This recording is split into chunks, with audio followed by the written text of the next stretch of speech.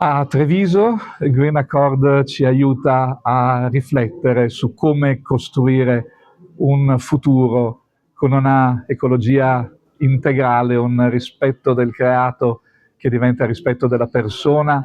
e movimento pieno verso un futuro che sia sostenibile da tutti i punti di vista, per tutti e per tutte le dimensioni della persona umana. E qui ci ha raggiunto il messaggio bello, gradito, una vera sorpresa di Papa Leone che ci chiede di mettere in atto una educazione per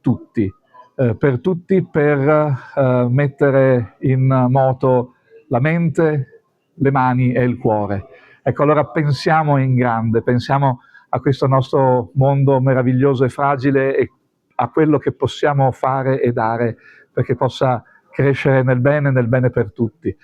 Guardiamo che cosa possiamo fare, come le nostre mani possono impastare la terra e le relazioni di bene e di gioia e di speranza, e poi vediamo il cuore che continui ad amare senza esclusioni, senza condizioni. Avremo così un futuro sostenibile e avremo un futuro bello, pieno di umanità, di vita e di speranza.